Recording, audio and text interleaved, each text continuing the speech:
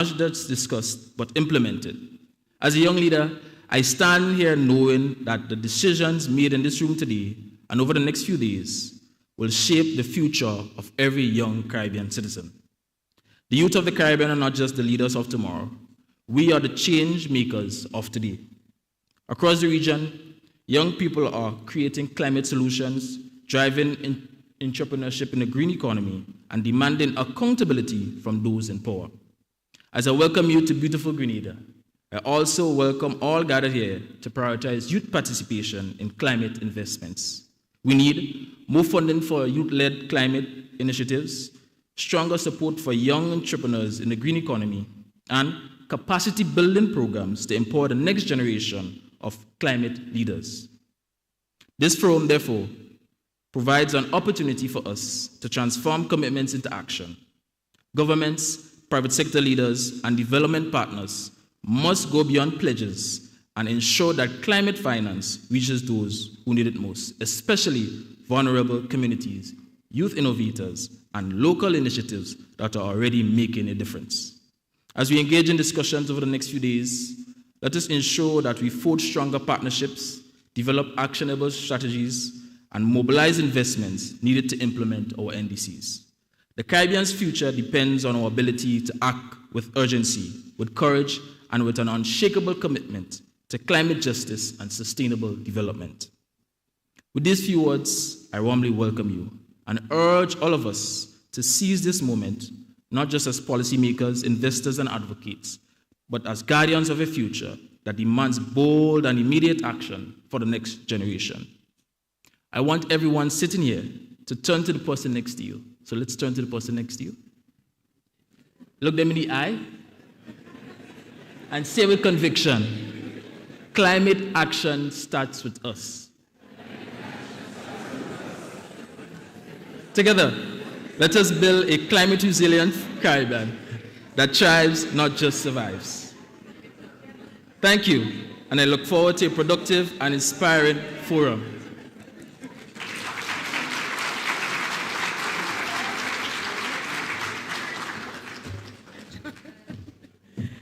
Thank you, Jonathan. Jonathan was recently elected in our first ever youth elections held in Grenada, and he is the MP, the youth MP for South St. George.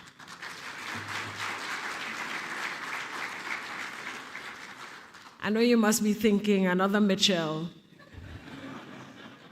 He said it in his inauguration speech, another Mitchell. Thank you, Jonathan, and continue to do great work as one of our youth leaders.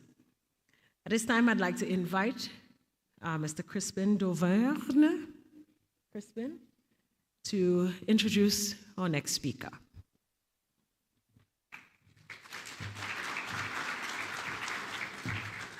Thank you, Neelant.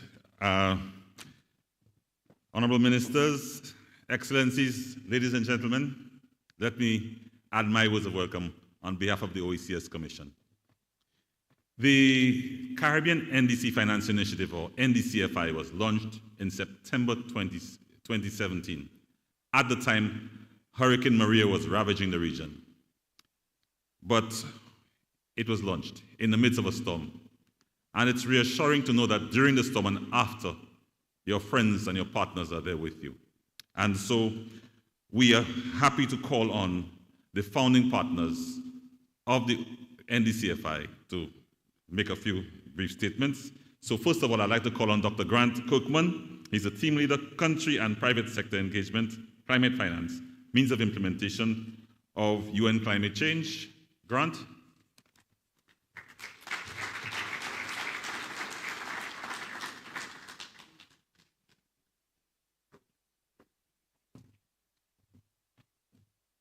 Thanks, Crispin. And it's really great to be here again.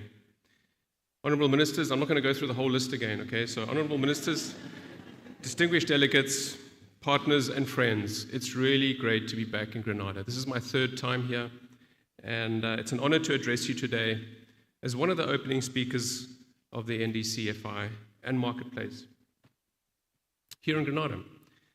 On behalf of the UNFCCC Secretariat, I extend our heartfelt thanks to the OECS Commission, the Government of Grenada, and all partners bringing us here together in this critical moment.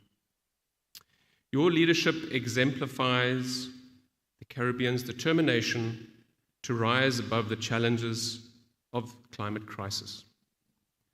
This region stands at a crossroads, vulnerable yet resolute. From bolstering early warning systems to restoring ecosystems, the Eastern Caribbean in particular is forging a path of resilience that inspires us all. We also celebrate, as the UNFCCC, milestones like St. Lucia's submission of its new NDC, and we know also many more on the way. This is the first from the Caribbean SIDS, signaling the moment we must build upon. But the urgency is undeniable. Limited access to finance, stretched human capacity, and as my good friend Crispin would always say, warm bodies, the lack thereof, and competing national priorities test this region's resolve, as many other regions too. At the UNFCCC, we are here to support you in every way we can in overcoming some of these barriers. Allow me to highlight 3 imperatives that should frame our discussions over the next 3 days. First of all, unlock finance at scale. Pledges here, now, later, and at COP30 should and must translate into more resources through innovative tools like blue bonds, for example, carbon markets, and you hear many more about that these 3 days. Debt for climate swaps, to power renewable energy, climate-smart agriculture, resilient infrastructure, but investments must flow equitably to this region. Secondly, we must turn ambition into action. Too many projects linger as ideas. Too much policy support sits and does not move. In part, the UNFCCC Secretariat has helped and is committed to helping bridge this gap through what we call the needs-based finance support, which you'll also hear about more of tomorrow. Ensuring your climate strategies and your climate plans become reality, in part embellished in the NDCs. Thirdly, we must empower communities and the youth. The ingenuity of fisherfolks, farmers, entrepreneurs, many of you are outside today, and young leaders is your strength. We must amplify their solutions in national policies and ensure loss and damage funding reaches those who need it most when disaster strikes. Following my remarks here, you will hear from my Executive Secretary, Simon Steele, whose recorded message will build upon these themes with his personal perspective as a son of Carousel. Together, we should call for this forum to be a turning point where partnerships are formed and forged, projects are funded, and alliances are strengthened. Every step towards and forwards here saves lives and secures livelihoods. We know that. Thank you once again, and I look forward to a forum that marks the dawn of a climate-resilient Caribbean. Thank you.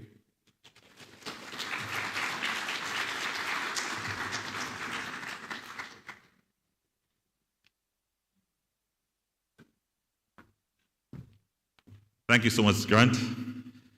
And Neela will introduce the next speaker.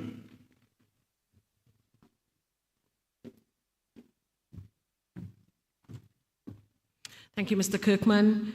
I heard vulnerable yet resolute, and I think that should stick with us throughout our fight for climate justice and climate action. I now invite you to look at the screen. I know I'm there, but you'll see. I'd like to invite a recording from Ms. Amanda McKee, Knowledge and Learning Director, NDC Partnership. Excellencies, colleagues, friends, It is a pleasure to welcome you to the third Caribbean NDC Finance Initiative Investment Forum and Marketplace in beautiful Grenada. I want to extend a special thank you to the Government of Grenada for hosting us, and I deeply regret that I'm not able to join you in person and be part of the essential conversation that will unfold over the coming days. The NDC Partnership has been proud to engage in the Caribbean NDC Finance Initiative, the NDCFI, since the beginning. In 2017, the Organization of Eastern Caribbean States Commission and the Government of St. Lucia, in partnership with the UNFCCC and with initial support from GIZ and the NDC Partnership, set out to fast-track the implementation of NDCs. The outcome was the first NDCFI in St. Lucia in 2019.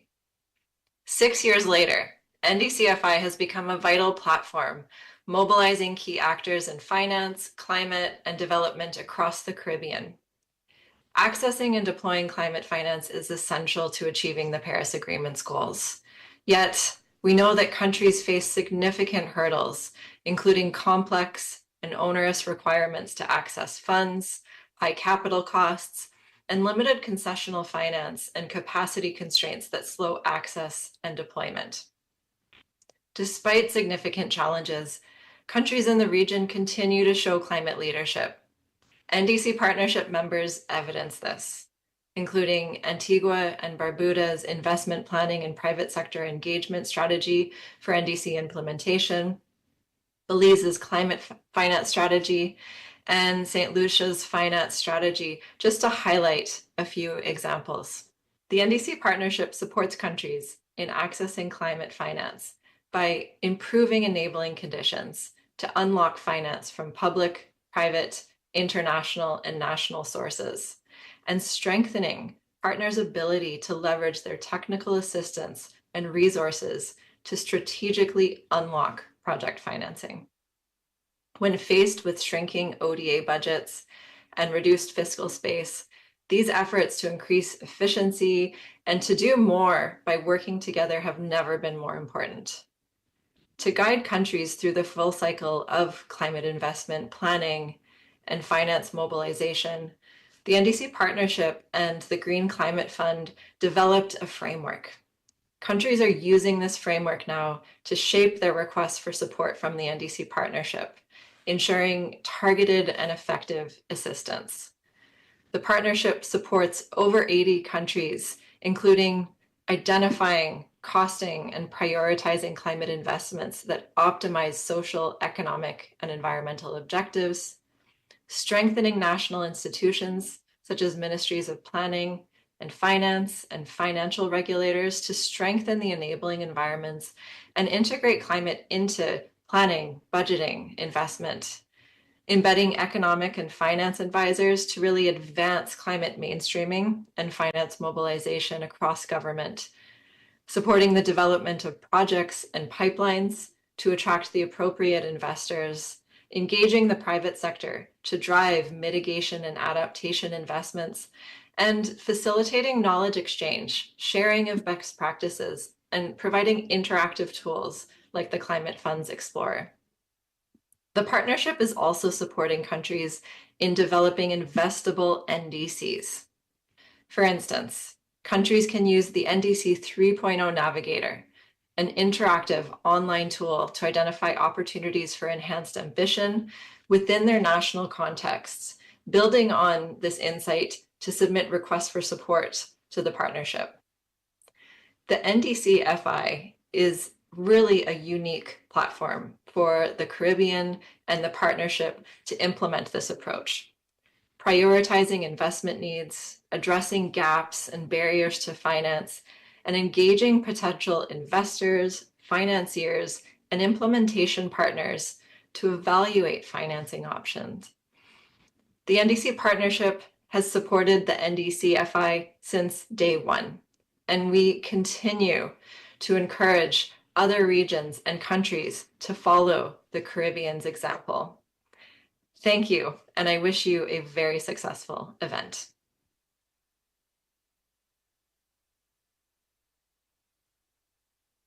Thank you as well, Ms. McKee. We also would like to hear from Dr. Didicus Jules, Director General of the OECS. This is also a virtual message.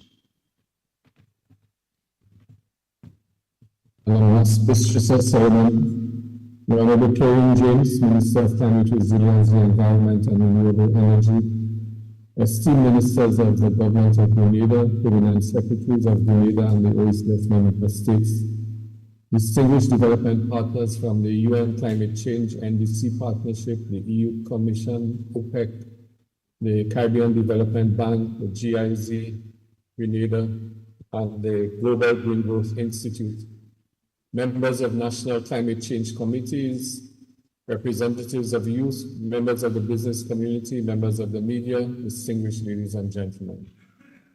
Welcome to the third Caribbean NDC Investment Forum.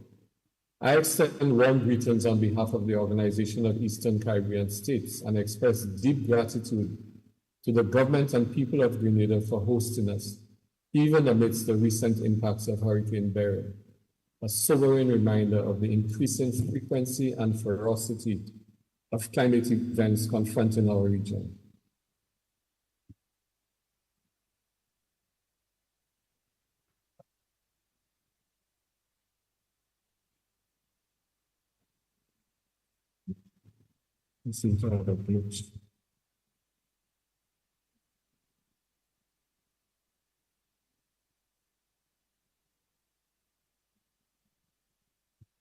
We gather today not just for a forum, but for a critical reckoning with our ambitions, our challenges, and our responsibilities. The theme that unites us here transcends policy or planning. It speaks to the very survival and prosperity of small island developing states like ours. Let us be abundantly clear. We are running out of time. Global temperatures have already risen by 1.1 degrees centigrade above pre-industrial levels. The latest IPCC report warns that the window to limit warming to 1.5 degrees centigrade, which is the threshold beyond which climate impacts could become irreversible, is closing fast. For SAIDS, this is not an academic discussion. It is existential. It is about our economies, our ecosystems, our cultures, our coastlines, our very lives, and the future of our children. Yet, despite this urgent reality, the world's climate ambition continues to falter. Global geopolitical tensions and economic shocks have distracted attention and diverted financing away from climate action. But we in the Caribbean do not have the luxury of delay. We cannot wait for the world to rescue us. We must build our own lifeboats. This is the spirit in which the Caribbean NDC Finance Initiative was born in 2017. It was an act of bold, pragmatic hope forged through the partnership of the OECS Commission and the government of St. Lucia, with the political support of the UNFCCC and the NDC partnership, and initial support from the government of Germany, and we thank them for that support. The NDCFI was designed to do something radical, and that is to empower Caribbean nations to finance their own future, to move beyond declarations to implementation, to bring together governments, development banks, private financiers, and communities around a common purpose, and that is to make our nationally determined contributions real, measurable, and bankable. Since then, we have made tangible progress. We have worked with member states to develop investment-ready climate projects across priority sectors in energy, water, agriculture, and infrastructure. We have facilitated matchmaking between national climate plans and international finance. And in 2021, we launched the Eastern Caribbean Solar Challenge, a flagship initiative designed to accelerate the deployment of photovoltaic electricity across the region. And the results have been very promising. Solar installations in OECS member states are increasing, with St. Lucia, Dominica, and St. Vincent and the Grenadines among those making significant strides. We look forward with urgent anticipation to the day when these God-given resources, renewable energy, sun, wind, geothermal, are affordable to all of its children. As one pioneering ad of the 1980s boasted, the sun sends no bills. These are small steps, but steps that can lead to transformational change. Perhaps the most powerful expression of the NDCFI's potential is the convening power of this forum. The NDC Investment Forum has grown to become the Caribbean's signature climate action event, a space not just for dialogue, but for action. Our first and second forums, held in St. Lucia in 2018 and 2022 respectively, have laid the groundwork. The third forum, held here in Grenada, has seen overwhelming demand. Registrations have far exceeded expectations. Development partners, financiers, and practitioners are eager not just to speak, but to build. And build we must, because while our ambition is high, the financing gap remains wide. According to the NDC partnership, 96% of countries in Latin America and the Caribbean have received support for at least one aspect of NDC implementation. Yet, only 59% of priority areas identified for enhanced climate action have received meaningful financial support. In the Caribbean, climate finance flows remain a mere trickle compared to the flood that we need. And so, one of the most important discussions we will have during this forum revolves around climate finance. Not just how much is needed, but how to unlock it, how to align it with country priorities, and how to crowd in private capital alongside public funds. That is why this year's forum deliberately includes voices that are sometimes missing from climate finance conversations: the credit unions, the commercial banks, microfinance institutions, local entrepreneurs. Because the green transition must not be an elite endeavor, it must be accessible, it must be inclusive, realities of our communities. Friends and colleagues, we are at an inflection point. We are at an inflection point. The Caribbean is often described as vulnerable, but we are also visionary. We are a region of resilience and innovation. From the geothermal fields of St. Kitts and Nevis and Dominica, to the electric bus rollout in Barbados, to the mangrove restoration efforts in St. Lucia, we are already forging solutions. What we need now is scale. What we need now is sustained investment. What we need now is a true global partnership grounded in fairness and mutual respect. Let me therefore thank our partners who are walking this road with us, in particular the European Union, the OPEC Fund for International Development, the Caribbean Development Bank, the Global Green Growth Institute, GIZ, and the NDC partnership. Your support has been instrumental, but we urge you to walk a further mile alongside us. Join us in building a predictable, replenishable pool of funding for the NDCFI at the OECS Commission, so we can continue to provide project preparation support, technical assistance, and regional coordination to drive the implementation forward. Finally, I wish to thank the government of Grenada for its proactive leadership and the hospitality of family. I extend deep appreciation to the OECS Commission and Grenada planning teams for your tireless work. And un abrazo fuerte to every participant here today for investing your time, ideas, and energy in this urgent cause. The stage is set, the world is watching us. Let us rise together as a Caribbean community that refuses to be left behind. Let us build a resilient, low-carbon, and prosperous future Not tomorrow, not next year, but now. I thank you.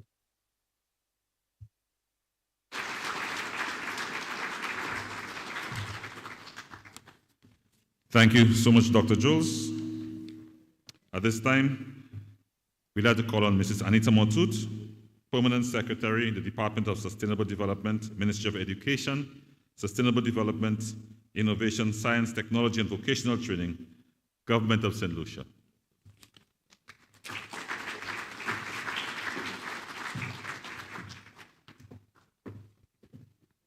Good morning, everyone.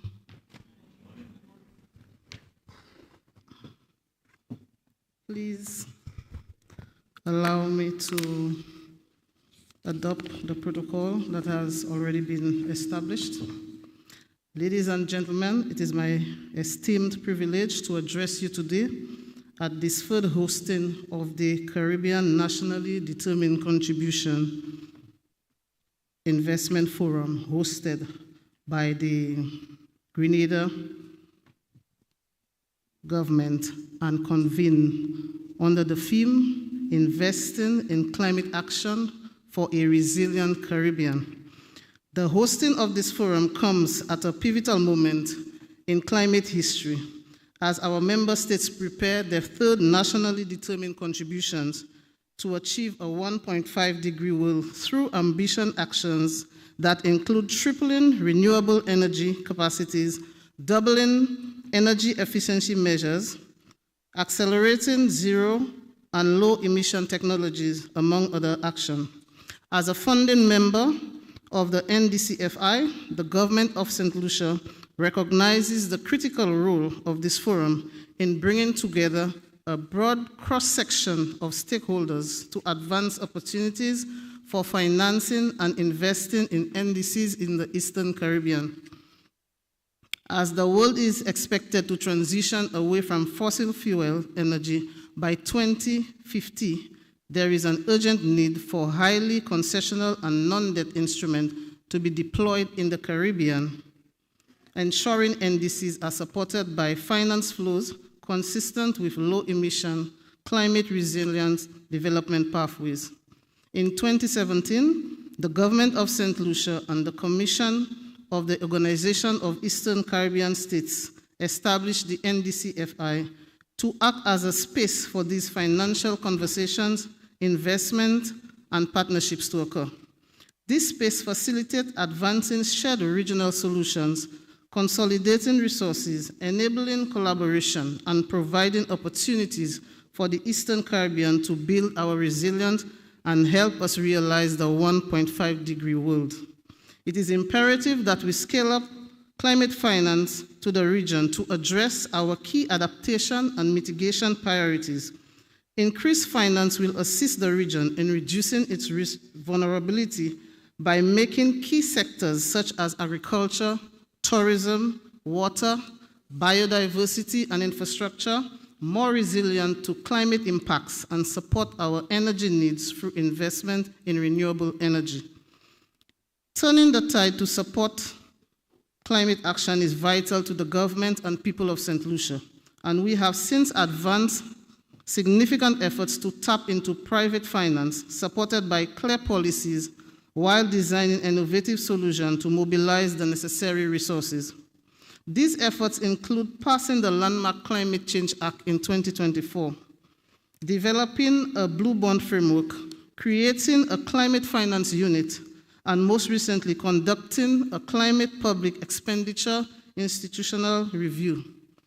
Collectively, these actions will help us legislate climate action across 10 priority sectors, fund projects with dedicated environmental and social benefits, streamline the process of accessing finance for transformative projects from public and private finance channels, and assess the opportunities and constraints for integrating climate change concerns within national budget allocation and expenditure processes, respectively.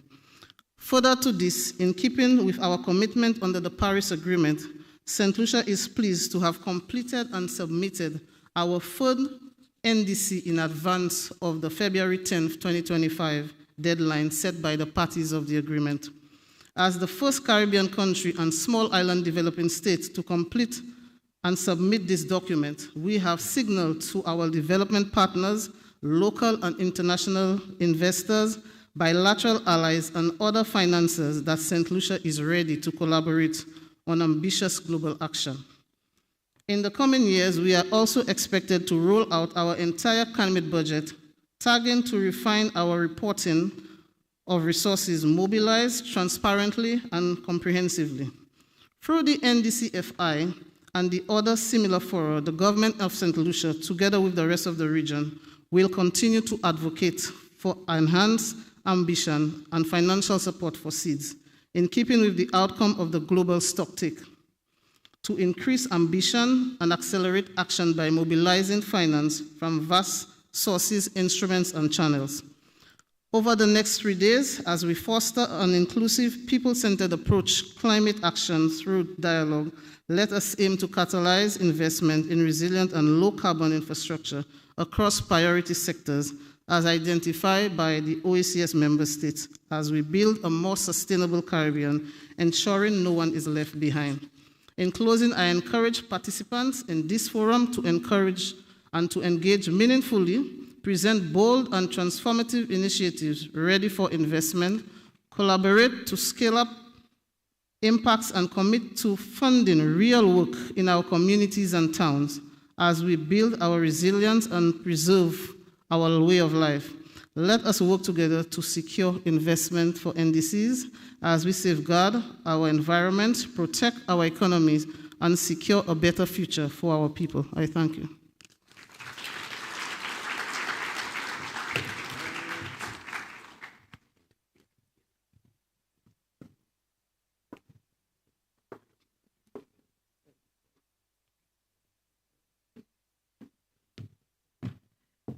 Thank you, Mrs. Montoute, Permanent Secretary in the Ministry of Education and the Department of Sustainable Development, Government of St. Lucia.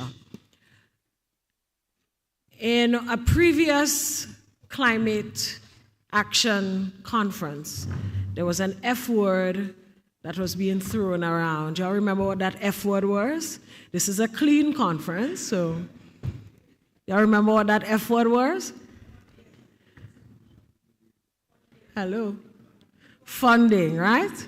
We need the money, all right? And we have to do this together, all right? I know you didn't expect that, right? Ladies and gentlemen, we want to give you a taste of Grenadian talent, and I'd like to invite at this point Mr. Brandon Braffett to do a spoken word piece for you.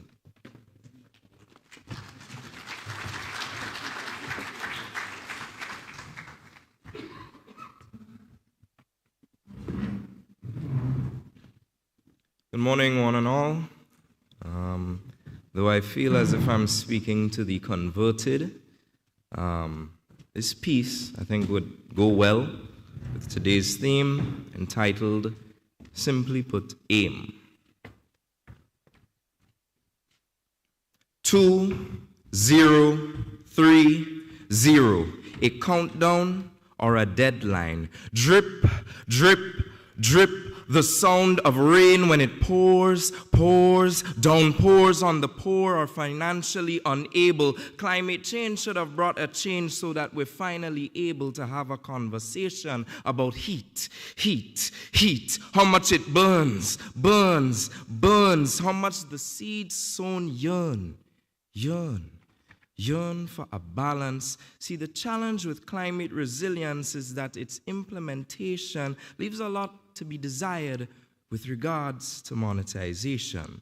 Somehow, if I could sell you just the right amount of rain along with cooling agents for your ocean, then I wouldn't need to rely on fossil fuels and focus on my pollution reduction. My deduction is there is nothing in it for me. If the planet sets ablaze in the next 30 years, I'll just enjoy the little time with profits lining my pockets despite profits, now dressed in lab coats and research papers in hand, preaching that a reversal is still possible, probable, even on a large scale. But perhaps the blame is outsourced to nations that are much greater, and whatever holes we cover up, they seem to provide craters in our plan. Do not fool yourself. You are still responsible for your own ocean, your own land. A resilient climate can only be achieved with a resilient, steadfast stand. So here's the scenario. Assess. Not just in schools, but let the message be widespread so that no Grenadian can be considered a fool with regards to the environment. We need to speak so that wrongdoings are not only acknowledged, but condemned. Implement. Let our efforts to train not remain only as electrical impulses in our brains. Let them be visible, physical. It's not too late to revive animals that may be on the brink of lost existence. Perhaps it's time to line our highways with solar-powered panels that may one day power the future, one that you and I may not see, or invest in a tree that eventually brings about food. It's time to place food security at the forefront of our minds as rising temperatures and water scarcity pose a problem. Lastly, manage. The days of doing haphazard actions are over. It's not enough that we just cut ribbons and say, job well done. Our strategies have to be redesigned, modernized, and in time, improve as we embark on a journey that we may not live to see through to the end. So while the task may be daunting at first, let us remember that our path right now may just be worse. The experts have spoken, and I've just put pen to paper. But if you give a listening ear, you'll thank us later. Resilient actions towards climate change, this challenge at which we take aim. I thank you.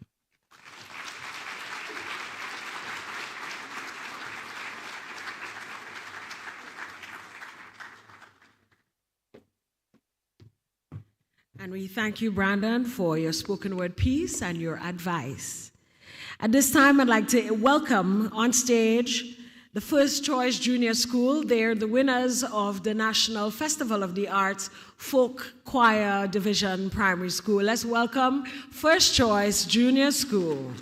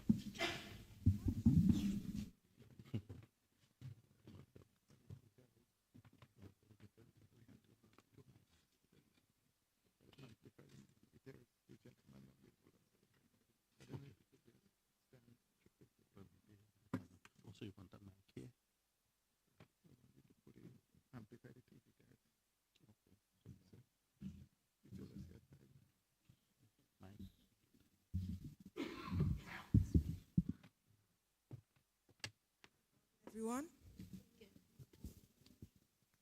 Good morning, everyone. My name is Amir Francis from the First Choice Junior School Choir. We are going to sing a few songs for you today. The first song we are going to sing is entitled, "Oh Grenada, We Got to Save We Land."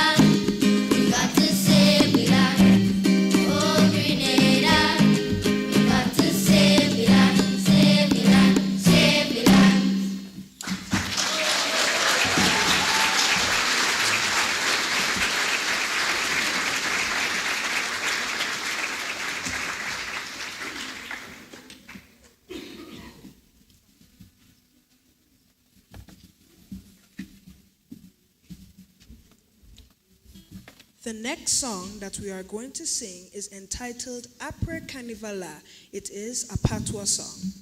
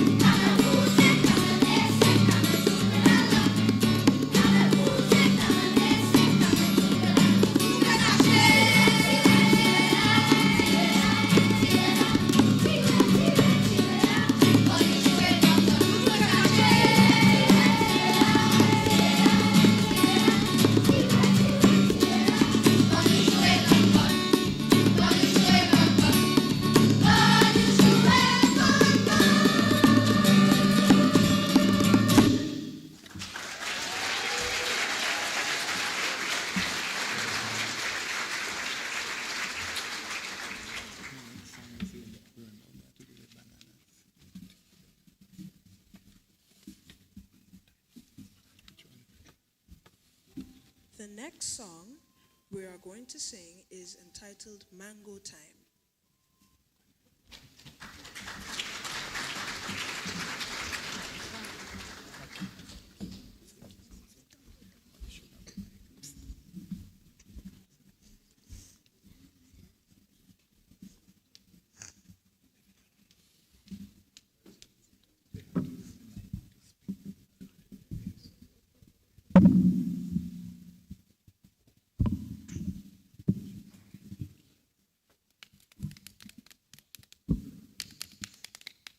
I'm feeling for some rice and peas today. I'm going to ask Mom if she could cook some rice and peas for us, okay? Okay. Mommy, no cooking rice and peas for me today. No rice and peas. It's not what it's not parts of the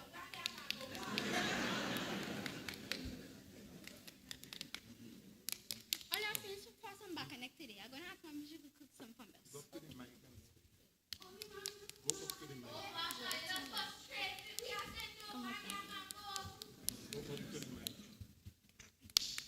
Ollie, let me go and ask Mommy if she go buy some KFC for us coming back. Okay.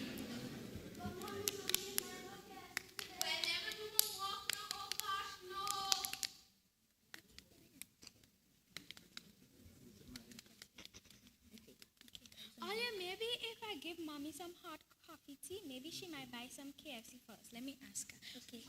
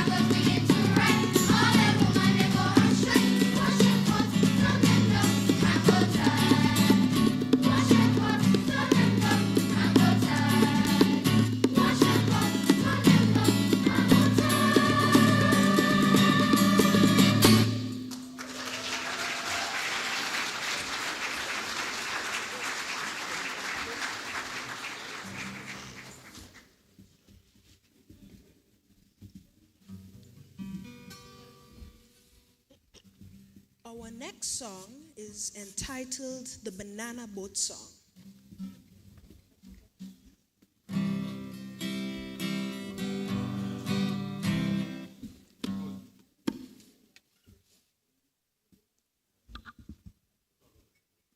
Go to the next mic now. Go to the tall mic down there.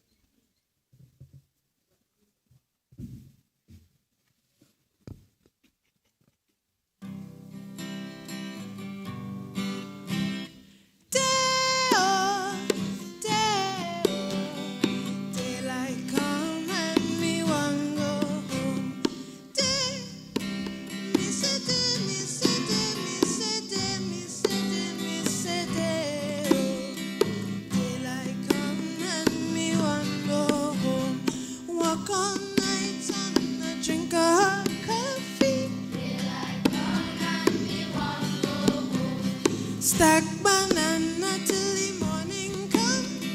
Daylight come and me walk home. Come, Mr. Tallyman, tally me banana. Daylight come and me walk home. Come, Mr. Tallyman, tally me banana. Daylight come and me walk home. Day-oh.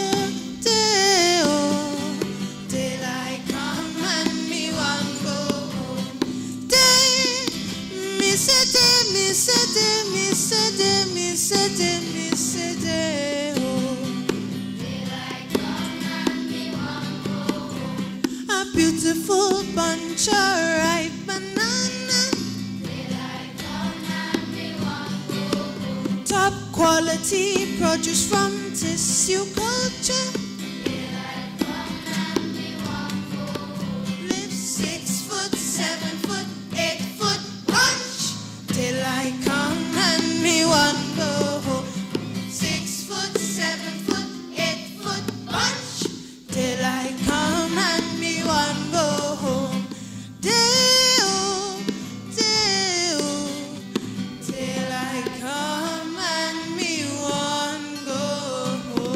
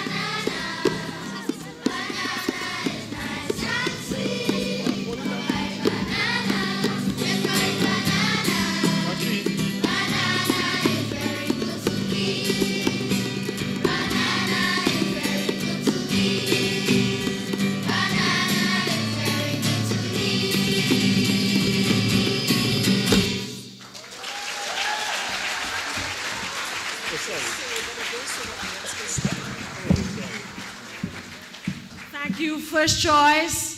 First choice, I'd like you to sing over that final verse. I'd like to invite the audience to stand, just sing banana with the kids.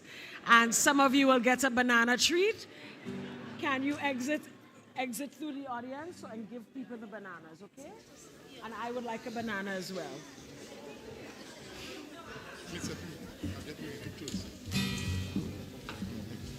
Yes, I'll make space.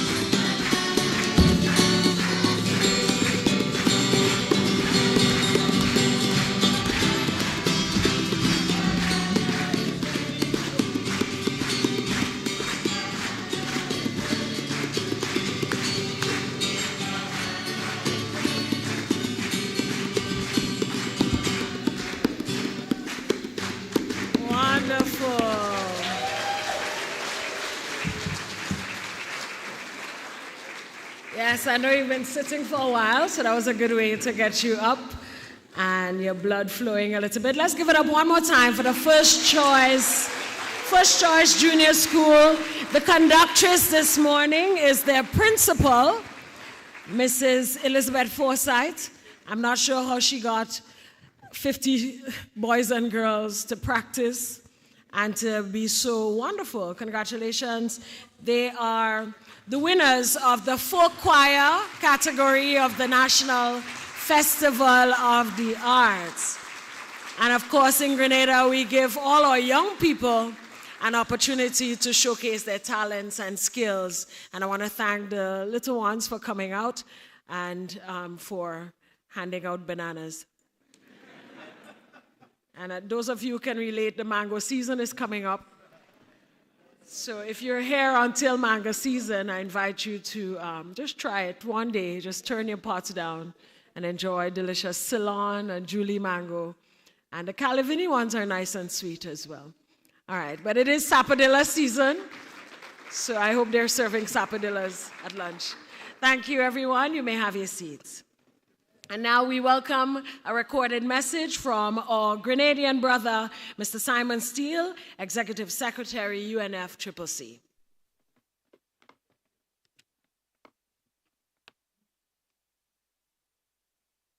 Honourable Ministers, distinguished delegates, partners and friends, while I regret not being with you in person today, I'm honoured to join you virtually as you gather in Grenada, a nation emblematic of the Caribbean's unwavering commitment to climate resilience, and of course, my home. To the OECS Commission, the Government of Grenada, and all partners who have made this forum possible, thank you. Your leadership is a testament to what collaboration can achieve. And as someone who hails from Carriacou, this region's challenges and triumphs resonate deeply within me. Across the Eastern Caribbean, nations are taking steps to fortify themselves against climate change, from strengthening early warning systems to enhancing ecosystem services and raising public awareness. These strategies are setting a benchmark in resilience. But time is not on our side. We know that global efforts to limit warming to 1.5 degrees Celsius are falling short. For the Caribbean, this means one thing: accelerated action is non-negotiable. Caribbean nations are currently preparing their next round of national climate plans, NDCs, but challenges persist. Limited financial access, human capacity constraints, and competing national priorities. Nevertheless, I see progress. St. Lucia has become the first Caribbean nation and the first SIDS to submit its new NDC, leading by example. Cuba has also submitted its new NDC, adding to the region's collective efforts on climate action. So today, let me drive home 3 messages. First, scale finance with urgency. Climate finance pledges remain unmet, and adaptation funding is a fraction of what's needed.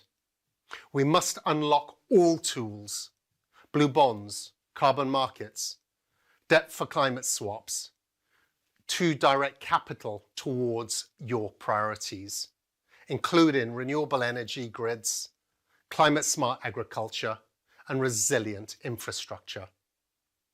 Let me also underscore a few important points here.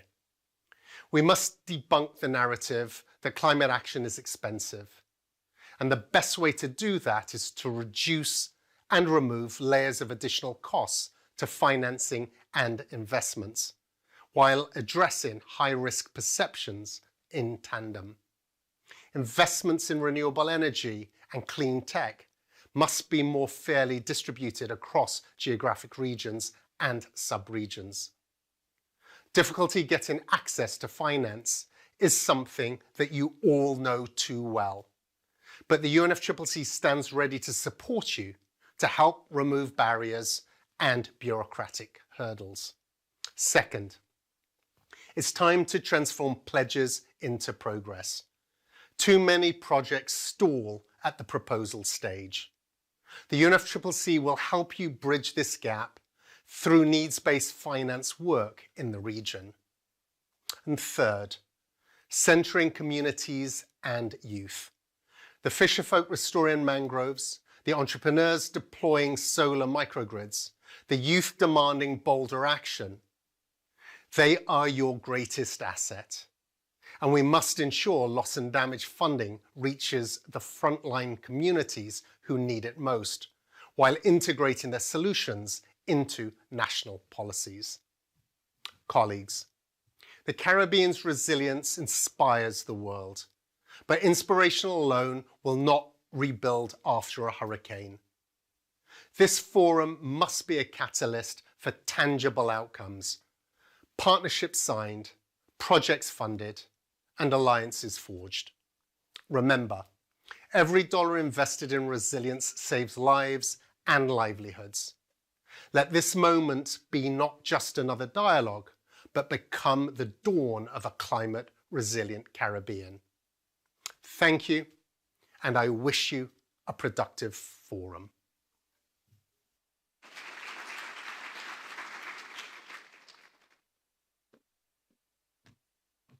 We say thank you to Mr. Simon Steele, the UNFCCC. By way of announcement, we want to remind those of you requiring interpretation, please note French channel is number 3, English channels are 1 or 4. We also have a rejuvenation room on site where for a small fee you can get refreshed and rejuvenated. And remember to visit our booths on the outside and purchase some items on your way out. Thank you. At this time, I'd like to invite our Honorable Minister for Climate Resilience, the Environment and Renewable Energy, Government of Grenada.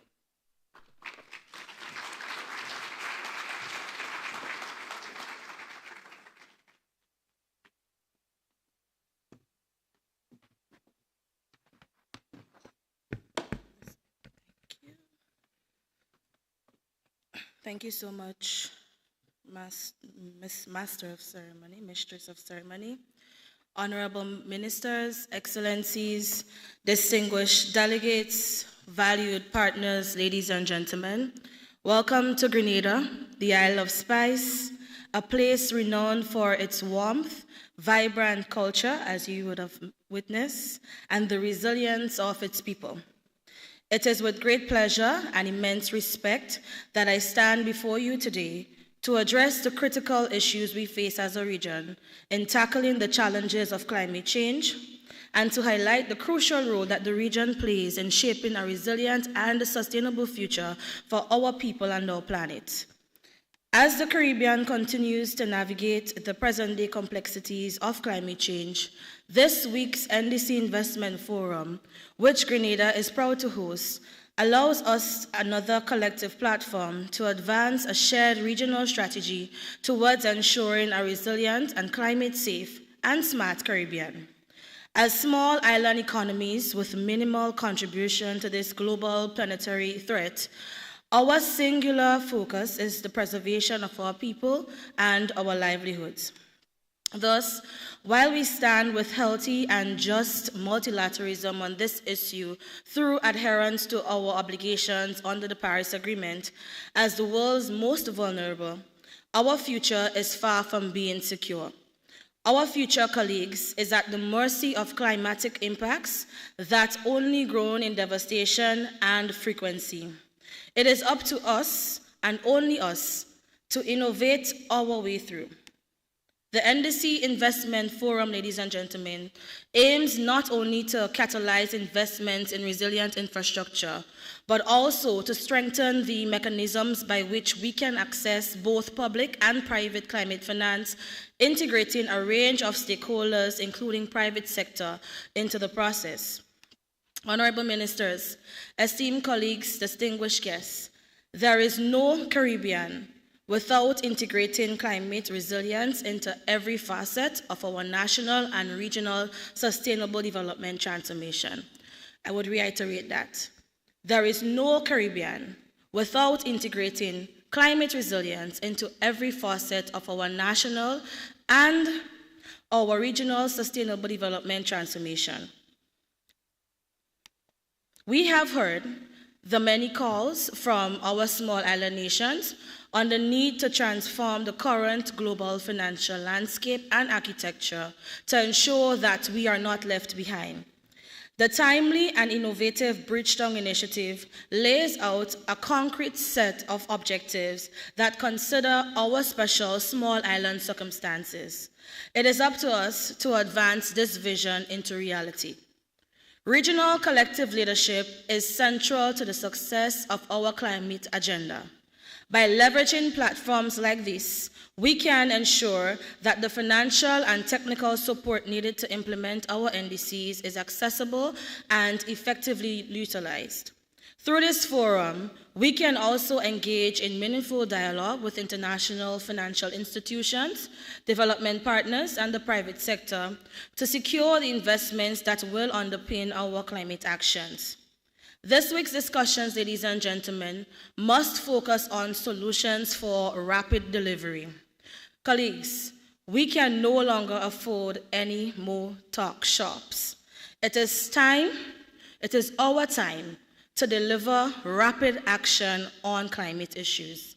It is my hope that we can leave this investment forum with a collective strategy boosted by creative solutions and a clear political call to action that convey the right signals to both the public and private sectors within our global village. Having already defined our dire circumstance to the world and captured in the 1.5 to stay alive vision within the Paris Agreement, we should now be at the point of reforming our regional institutions and recalibrating our national systems to ensure financial flows through diverse and innovative means into the execution of our national implementation strategies for building climate-resilient economic systems. We can no longer afford another Beryl. We can no longer afford another Irma, another Maria, neither another Ivan. The Caribbean has been on the front lines of the climate crisis, forcing us to capture ambitious climate action within our national development processes that considers a catalyzed transition to a resilient and climate-smart future. Our nationally determined contributions reflect not only our ambitions, but also the urgency with which we must act. Every OECS member state has ratified the Paris Agreement, and many of us have advanced from NDC 2.0 to NDC 3.0. And for the Grenadians, here is not the political party, we're still referring to the nationally determined contributions. This strengthens our targets, ladies and gentlemen, and it deepens our commitment. Yet, ambition alone is not enough.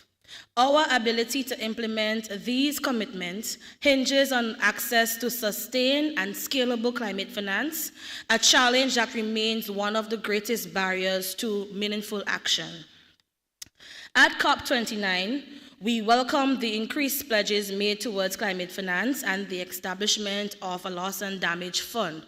The Loss and Damage Fund is a supplementary financial instrument that allows the world's most vulnerable countries to recuperate financial resources for climate-induced national transformation roadblocks.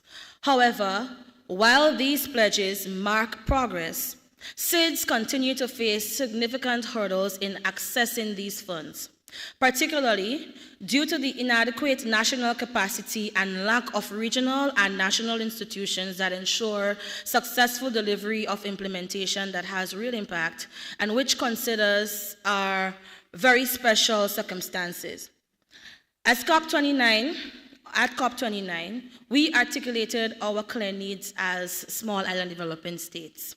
The first, a tripling climate finance for developing countries from the previous goal of $100 billion annually to $300 billion annually by 2035. The second, a collective commitment to mobilize $1.3 trillion annually by 2035 from both the public and private sectors. Strengthen the commitment to delivering funds predictably and on time, ensuring that nations can effectively implement their climate plans. As Grenada's former Minister for Environment and Climate Resilience and current UNFCCC's Executive Secretary, Mr. Simon Sill, aptly stated, this new finance goal is, and I quote, an insurance policy for humanity. But like any insurance, it only works if commitments are met and funds are delivered in full and on time. The success of this goal, ladies and gentlemen, will depend on sustained political will, transparency, and a shared sense of urgency.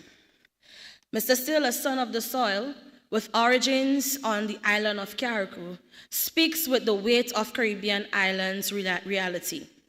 We need to define as a region what that insurance policy is and how we can set our path towards tangible climate action.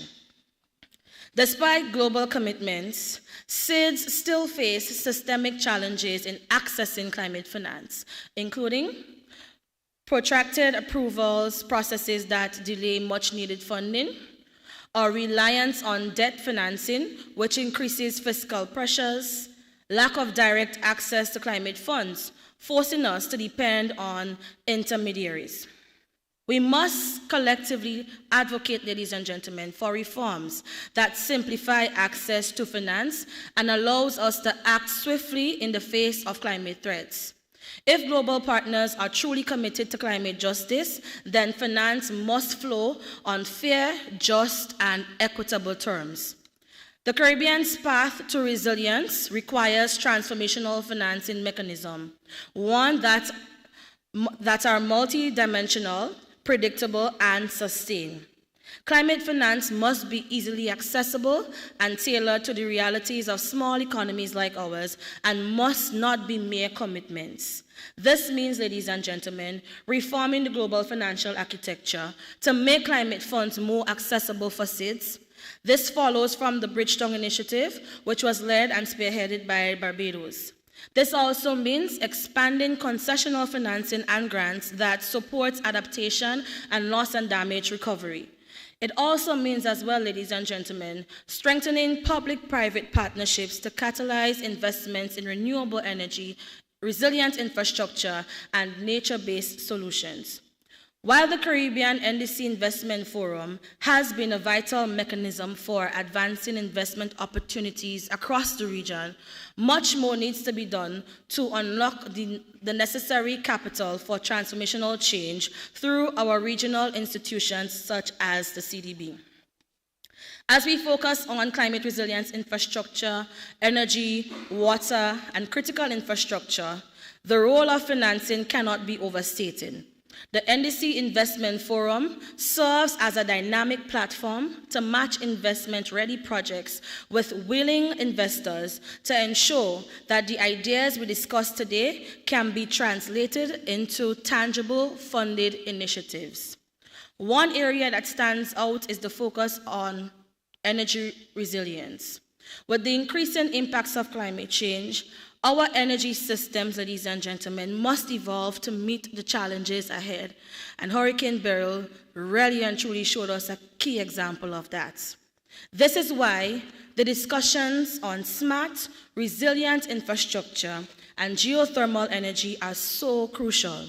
The move towards renewable energy solutions, such as microgrids, electric vehicles, and energy-efficient technologies, will play a key role in ensuring that our region is not only resilient, but also is at the forefront of the global transition to clean energy to allow our region to be more competitive. Similarly, addressing water security, a key topic. I see my minister colleague in the crowd from St. Kitts. The OECS region, like many others, faces mounting pressure on our water resources due to changing weather patterns, droughts, and floods.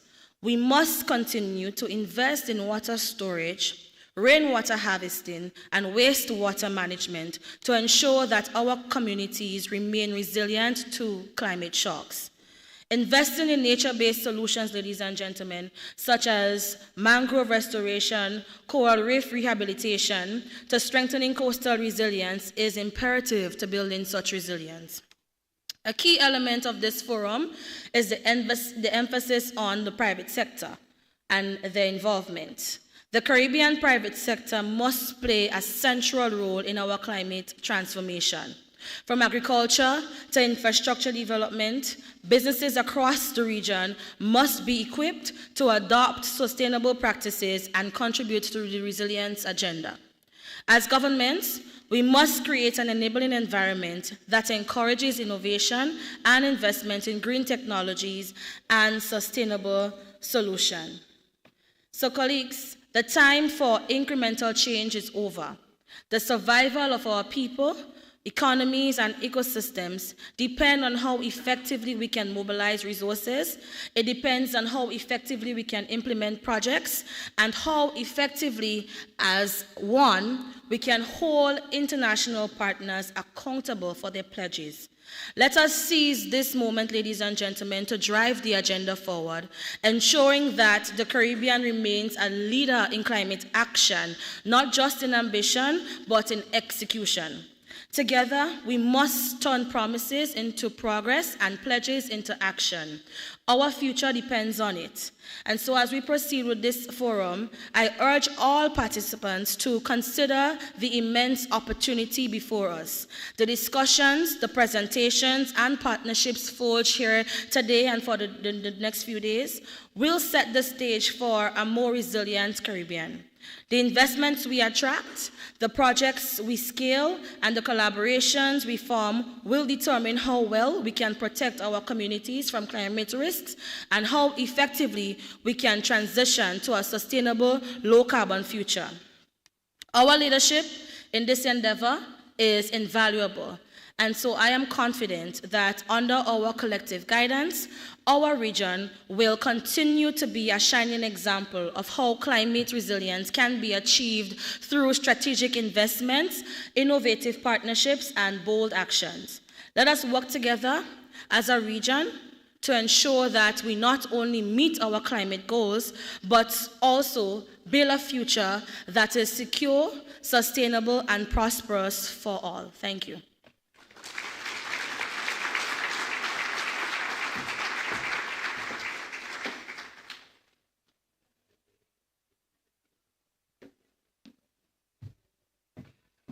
Thank you, Minister James, Minister for Climate Resilience, the Environment, and Renewable Energy. Thank you so much for your reminders. At this time, ladies and gentlemen, before we break for a walkthrough and lunch, I want to invite some members of the audience to take the stage. We have a short panel discussion at this time. I'd like to invite Mr. Luca Trincieri, Team Leader, Green Deal Partnership with the Caribbean Delegation of the European Union to Barbados. Mr. Malak Draz, are you still with us? Miss.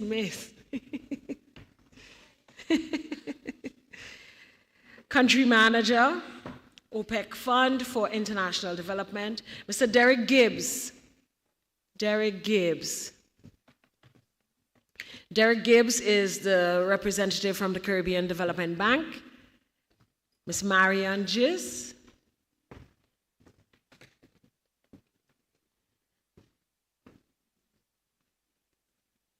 Ms. Jennifer Hannah Colado.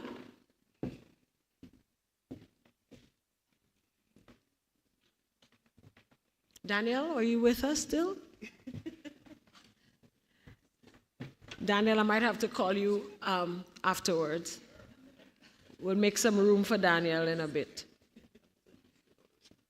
All right, so the question today, how are we supporting climate action in the Caribbean? And that's the question. Each of you will get an opportunity to share your views and to share some insight on what we're doing in the Caribbean to support climate action. So we'll start with Luca. Do you have a microphone? All right, Luca will begin, and then we'll swap out Luca with Daniel in a few. Very good. Thank you very much, and a very good morning to everyone. It's very good to see many familiar faces. To respond to the question, I think, let me start by saying that the EU, the European Union, has long recognized that climate crisis is not a distant threat, but a present, okay, now you can hear me more, an existential reality, and in particular for small island development states. This is precisely why we have partnered so closely and consistently with the OECS to support both climate adaptation and mitigation in line with NDCs and the Paris Agreement. We live in a time where there's an attempt to undermine the value of the Paris Agreement, and the EU remains fully committed to supporting the Caribbean leadership on climate adaptation, mitigation, and NDC implementation. In fact, the Global Gateway, which is our strategy to advance sustainable and clean investments across the world, gives us new ways to ensure that finance, expertise, innovation flow where they are needed the most. And I think we've heard some of these calls for action in the previous interventions. So in this sense, the Global Gateway is very aligned to the spirit of the Caribbean NDC Finance Initiative, mobilizing blended finance, technical assistance, policy support to catalyze investments in resilient low-carbon infrastructure and accelerate national climate goals.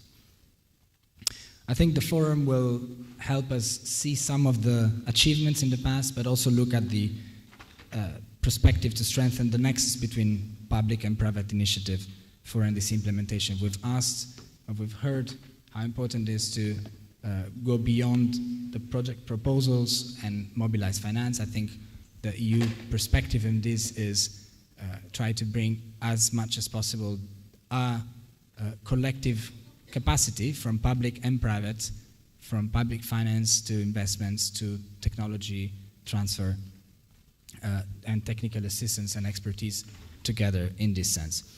I don't know how long you want me to speak now, or if I maybe spend a couple of minutes just to highlight a couple of good examples, also not just of what we have done in the past and together, but also how we're trying to bring this approach into our way of working with the OECS member states.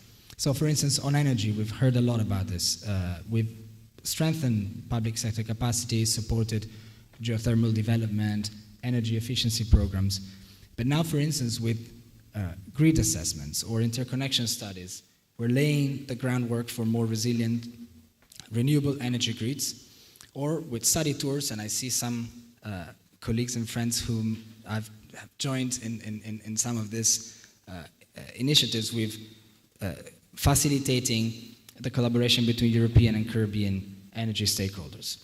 But also, more specifically here in Grenada, for instance, we've committed to rebuild, or to help rebuild, 100% renewable energy systems for the hurricane-impacted island of Carriacou and Petite Martinique, while supporting procurement of utility-scale battery storage. So the link with the investments and bringing all our tools to support this link is very strong. I can give you another example, for instance, in the way we've joined forces to respond when disasters struck, linked also to what I've just mentioned. We of course, mobilize multifaceted support in the aftermath of burial. But the innovative spin we've tried to do was, how can we maximize the convergence between the reconstruction needs and the Global Gateway resources that we have, trying to channel the resources to those sectors that have been most impacted and align those with the priorities we had jointly agreed. And so water, again, is one of the sectors where in Grenada and in St. Vincent we've trying to advance critical funding for infrastructures like desalination plants and so on. I could give you another example to shift to, for instance, biodiversity. In addition to the support we've traditionally had with regional biodiversity reporting frameworks or coral reef restoration, mangrove protection, we're now trying to expand natural positive investments that can prove that businesses can contribute to preserve and protect biodiversity. We've heard before how important it is to go beyond the concept that climate action is expensive. Simon Steele was mentioning this, and I think to help pass this message is important to ensure that we have the whole society participating into these efforts. And of course, I think the commitments we have outside is matched, obviously, by holding ourselves accountable. So within the EU, we have committed and we are on track actually to exceed our 2030 climate targets. So I would stop here for the moment. Happy to come back if needed, and but just adding one thing to congratulate, obviously, the OECS Commission, the government of Grenada for the partnership and for convening us to this forum, which we're proud to support, and I hope that throughout the sessions, including this afternoon session dedicated on Global Gateway, we can look specifically at how mobilizing European private sector investments in support to the NDC implementation, how we are doing it, how can we do it better, and how this can help advance your agenda. Thanks. Wonderful. Thank you, Luca. And now we move to Ms. Draz, Country Manager, OPEC Fund for International Development. Thank you very much. Good morning, everyone. Very happy to be here. So for those who don't know, I mean, the OPEC Fund is a multilateral institution. We focus on South-South investments and vulnerable and fragile developing states, including, of course, small island developing states. In terms of commitments, we've done around 27 billion commitments in public and private investments from 1976 to today, including 2 billion in SIDS. It's not a big amount, and we've really realized that we wanted to scale this up. This is why in 2020 we went ahead and really dedicated a concessional bucket for all the fragile and small island developing states. And moreover, more recently, we're having a dedicated strategy for SIDS. We have not only a special package, a financing package, but we also have put in place an island resilience facility. Through this facility, we partner with entities like the OECS and the UNFCCCs, and we really try and scale up our investments. So the need is there, the money is there. What we've seen is that the projects need to really be well prepared and well presented and then taken through to implementation. I mean, what financiers really want and need, or what we see is a big delay, is that when you go to a country and you really don't find the information. So one of the things we're trying to do with this resilience facility is a bit of technical assistance to the governments and to the institutions and executing agencies in terms of preparation, presenting the project to financiers, whether on the private or on the public side, and going ahead with it. The implementation side is very important as well, because when you go into a project, what we would like to see is disbursements and really projects following through. If not, it will really delay and impact the future projects. So this is really what we're trying to push forward. We're very happy with the OECS and our partnership, especially in this region, because with this we are able to identify and really prepare good climate adaptation and mitigation projects. So maybe I'll stop there and leave the rest for Q&A. Thank you. Thank you, Malak. Before we move to the money man on stage, I want to swap out Daniel and Luca, and we'll bring you in on this conversation. So let's hear from Caribbean Development Bank representative at this time. Mr. Gibbs, proceed. Good morning. I won't want to be classed up as the money man, but I mean, I believe everyone in the room is quite familiar with the role of the Caribbean Development Bank, CDB. And before I start, just let me thank the OECS Commission. And the Caribbean Development Bank is very proud to partner with the OECS Commission. This is the third forum, and we have been supporting from the first. So it shows a level of dedication by the bank to these regional initiatives. The role of CDB to its 19 board member countries is significant. We have taken a strategic approach when it comes to climate finance. And part of that is how do we build strategic partnerships in terms of scaling up the level of climate finance. We heard it this morning from the ministers, from the Executive Secretary of the UNFCCC, that we need to scale up. The flow of funds to the region does not reflect the threat that we face as a region. As you all know, we are currently on the front line when it comes to climate change. So CDB, as I said, has taken this strategic approach in terms of building partnerships. And for example, so we are accredited to the GCF, as you all know, also to the Adaptation Fund. And only recently, in the latter part of 2024, we were able to have an upgrade to our accreditation to the GCF. So we were first accredited for 50 million in terms of projects, and that reaccreditation now allows us now to take projects to the size of 250 million. So that is strategic for the Caribbean Development Bank and also for the region, in that now we can scale up. We can be more ambitious. So before, when we were thinking now small projects, now we're thinking larger projects, even programs where we can involve more than one country. So therefore, economies of scale, greater impact. So that is really the push of the Caribbean Development Bank, to scale up, to have greater impact, to mobilize greater resources. Currently, we have in our pipeline for the GCF over $700 million in projects that we have submitted, and also projects that we have in the pipeline to develop going forward.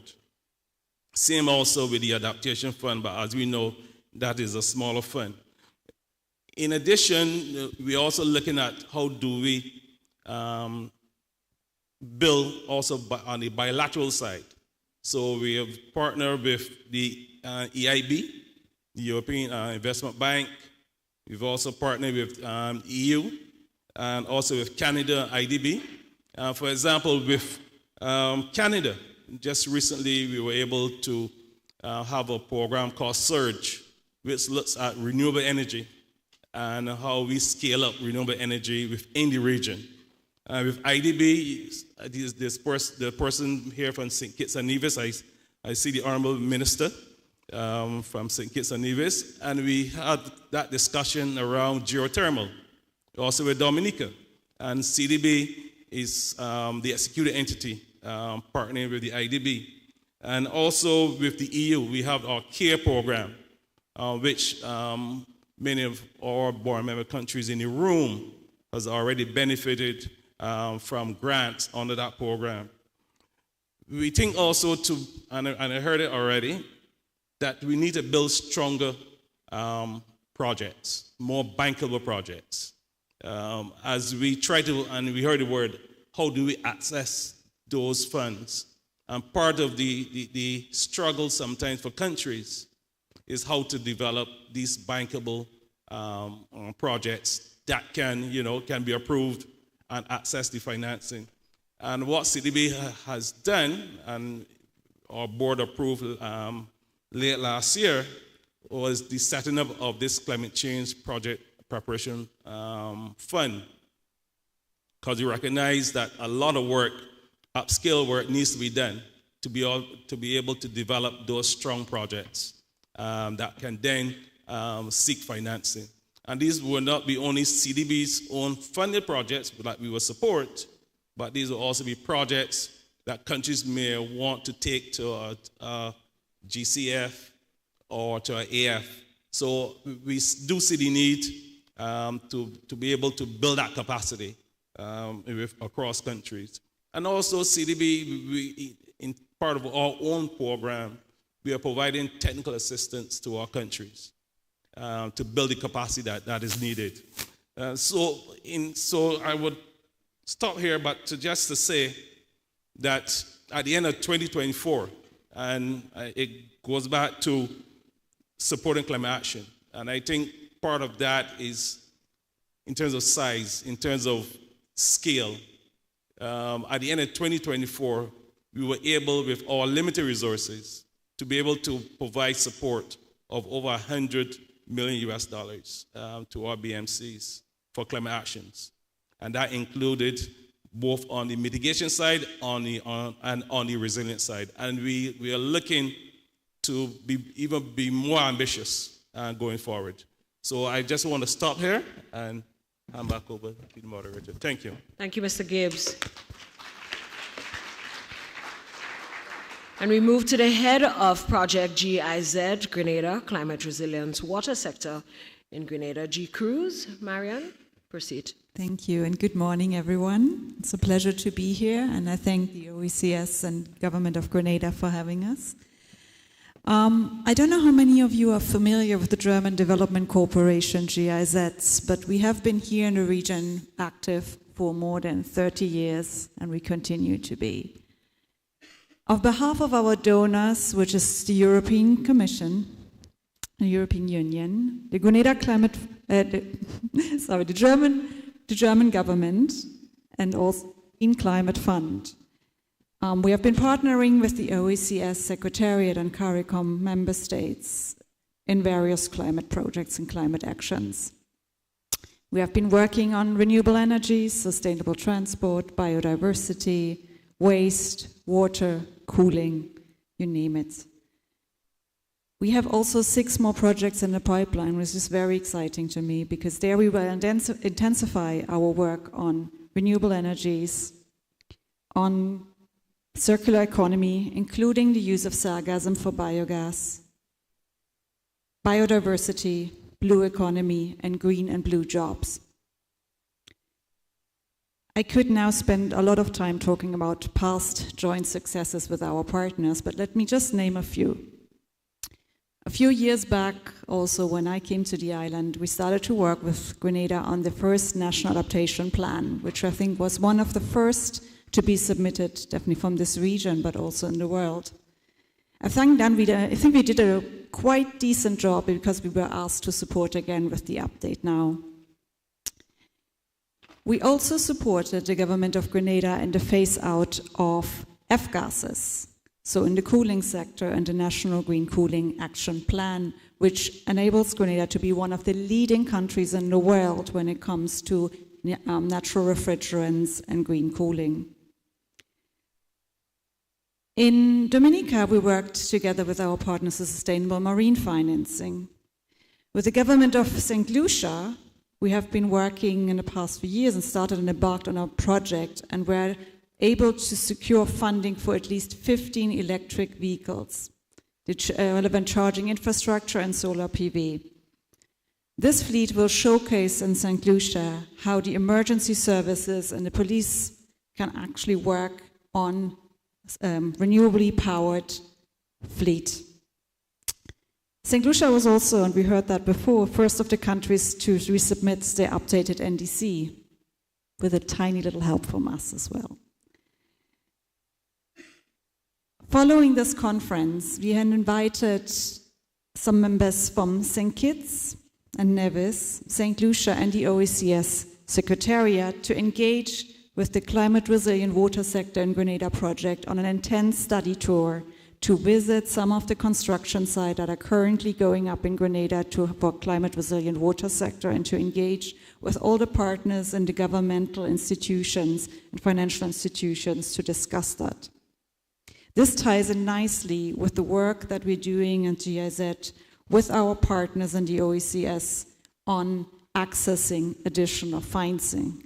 So we have been working together on renewable energy, blue economy, and the conceptualizing, which is ongoing, on climate proofing of key infrastructure, utility infrastructure in the region. But we're here not for just a short visit. In my more than 8 years presence here in the region, I learned one thing, and that is you have to be present. You have to work with your partners hand in hand, and it's that local presence, I think, that sets us apart. I understand the unique challenges of this region, because might it be that it's a hurricane that hits the island, or it's a drought, or a pandemic.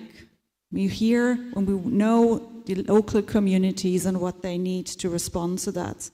So may it be that there's opportunities for public-private partnership or joining forces and organizing a conference. I think we are present enough to understand and learn from our partners of how we can respond. I think that responsiveness is crucial in a region here, where conditions can change rapidly. And from my experience, sometimes things are a little bit last minute sometimes as well. I think what sets us apart is our commitment.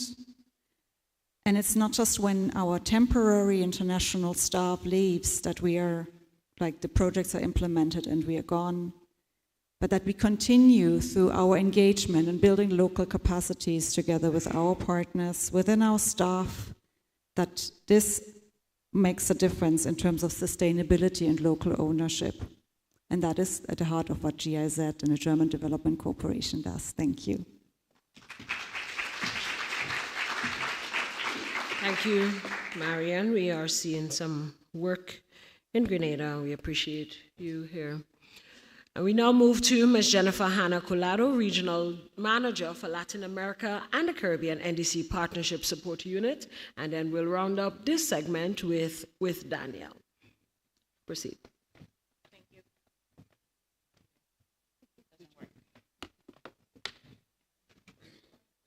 Hello. Yes. Thank you. Hi, good morning. Very happy to be here today. Being a Caribbean myself, it's always, you don't know how much you miss it until you're on the ground and you have that vibe injected into you. So very happy to be here in Grenada with all of you today. What I want to do is maybe share 3 main points of the partnership. It's all opportunities, it's all the windows of how you engage with the partnership in order for us everybody here in this room and get the ultimate objective, which is basically climate action on the ground. So the first thing is basically maybe highlight what is the NDC partnership. And the NDC partnership is a coalition. It's a coalition of countries and institutions that are working together to deliver ambitious climate action towards the implementation of the Paris Agreement, but also never forgetting the Sustainable Development Goals. The partnership doesn't have a hidden agenda. The agenda of the partnership is the agenda of the countries. And what we do is work together with the countries on highlighting those priority needs in order for create a tailored request from the country to the membership in order to highlight those priority needs and then transfer those into actionable programs and policies to be able to get that implementation on the ground. Another thing that I want to highlight here is that the way that we work and the vision of the program of the partnership is because of 2 of their main focal points. So the focal points for the partnership are those ministers of environment, so climate authorities, but also the ministers of finance or planning that work together in addressing and making sure that climate change is a cross-cutting element in their development agenda, but also within consideration for the budget, internal budget, but also external cooperation budget. So that's the first thing. The second thing that I wanted to highlight is how is the partnership working towards supporting countries and developing NDCs. And this is where I want to highlight the global call, which is the mechanism of the partnership to support countries on making sure you have the access needed to develop those NDC, but also the technical expertise that is needed in terms of like making sure that those elements that were missing in the previous NDC and lessons learned and implementation progress of those NDC are well considered into the NDC 3.0 for all countries in the Caribbean. And here I want to highlight, maybe invite everybody to our session tomorrow, basically looking into NDC 3.0 development ambition, along with the RCC Grenada, and We have St. Lucia experience there to make sure that the Caribbean knows how it was the vision and experience of solution developing this, and how can the region together make sure that elements that were considered in solutions NDC 3.0, but also in the other countries of the region are considered to make sure that we have the vehicle to make sure that those are accessible to finance. And with that, also with the global call, we develop along with the UNCCC and the UNDP and GIZ, WRI and other partners, the NDC 3.0 Navigator, which is an interactive tool basically responding to a lot of questions and requests from country on making sure that how do I include my global stock take balance outcomes in my NDC 3.0, but also how I make sure that those elements that were not necessarily considered in the previous NDC are now highlighted and they are priority for the country to actually achieve that. So the NDC 3.0 Navigator's public accessibly is an interactive tool, as I mentioned before. It is meant to be how the name is titled, is a navigator. You can navigate the tool in the way that you want in the terms of whatever sector, areas, and elements that you're looking to enhance your NDC 3.0, but also in terms of finance. And this is where I go for the third point and highlighting maybe some of the aspects that Amanda in our welcome message highlighted. And this is basically has our response for our membership. One of the biggest areas that is requested through our membership is access to finance.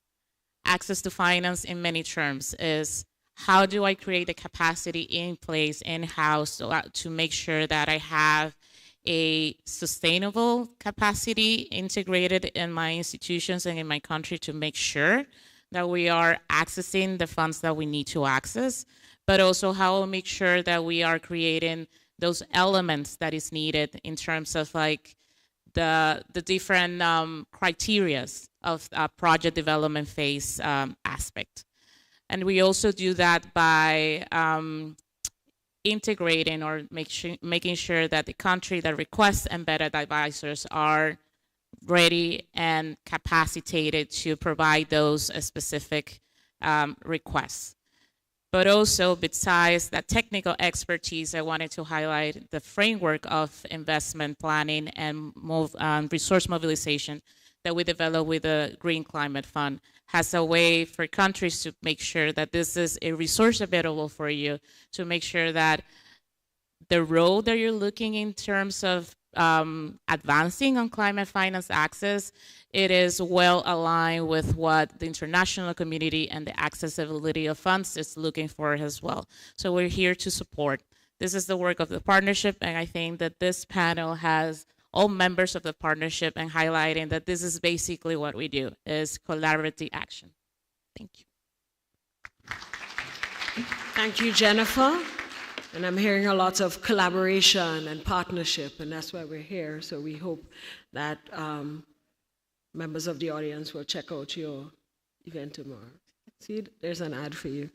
All right, Danielle, you have the floor at this time. You're going to wrap up this segment, and then we move to our break. Great, thank you. And thanks for all of the speakers and Luca for lending me his chair. Appreciate it.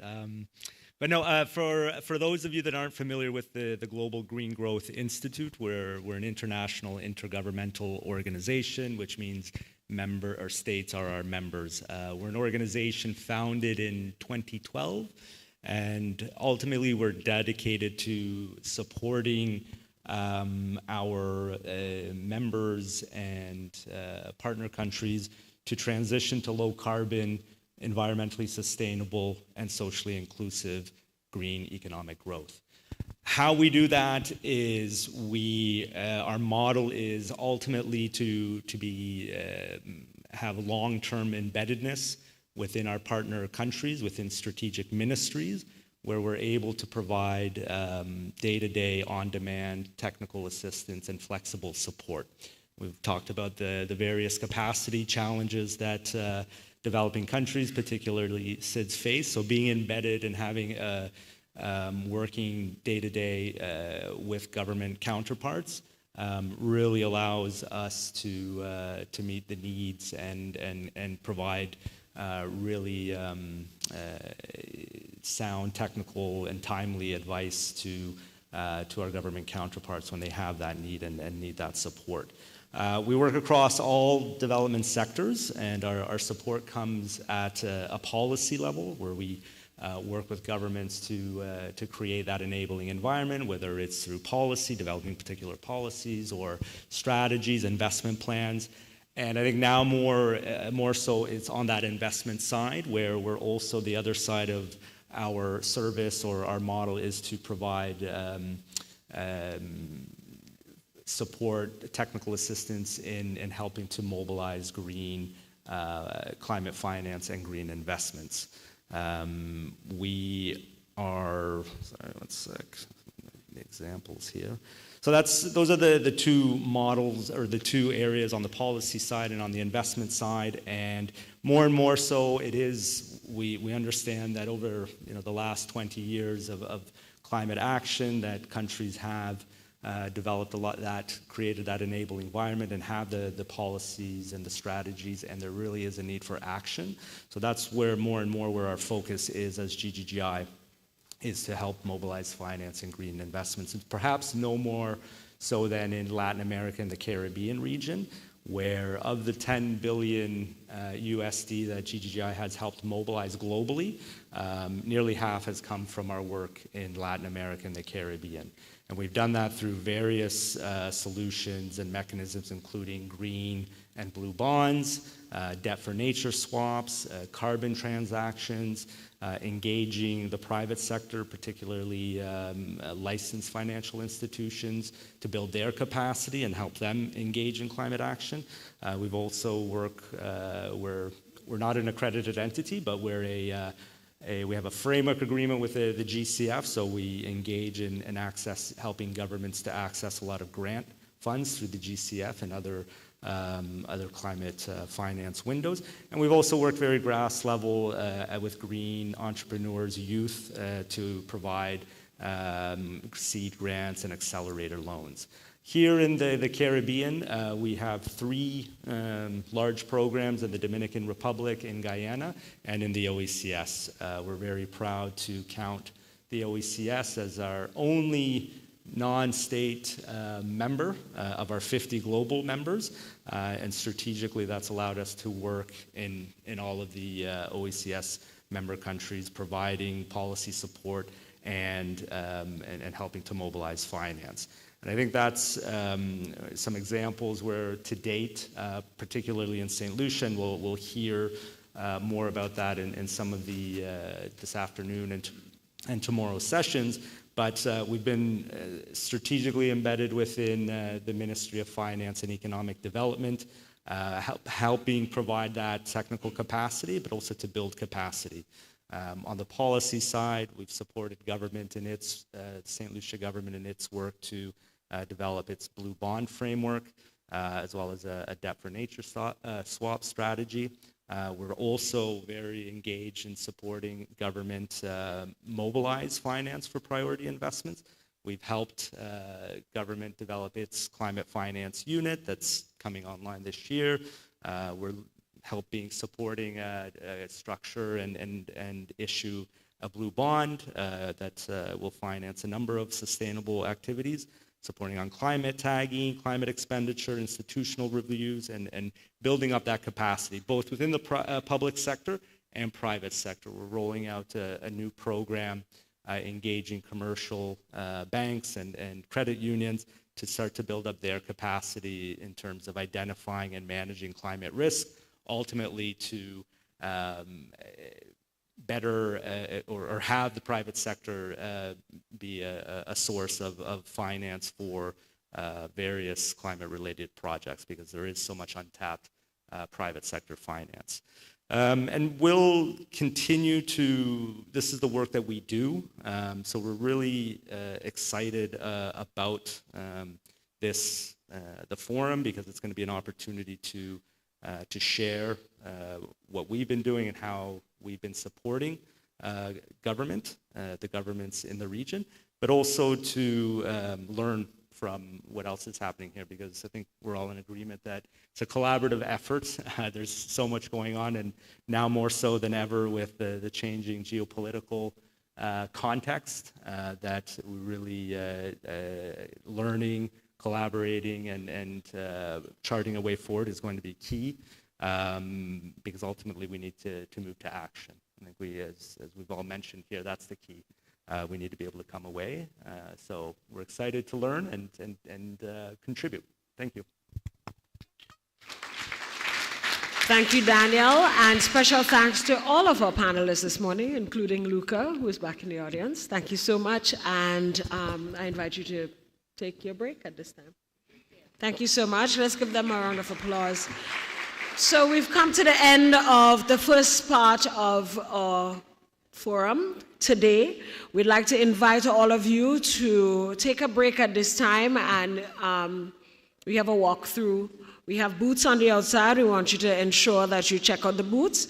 Right? The urgency of climate crisis demands not just bold commitments and great ambitions, but of course concrete investments. So let's be reminded, as Director General said, let's rise together as a Caribbean community. We're all in this together, so let's do what we can to accelerate climate finance and climate action. So have a good morning, everyone. Let's take a break, and we'll come right back. You can access your schedule. How many minutes? 15 minutes? All right, so they're saying 15 minutes break. So take a break at this time, and we'll come back with some more.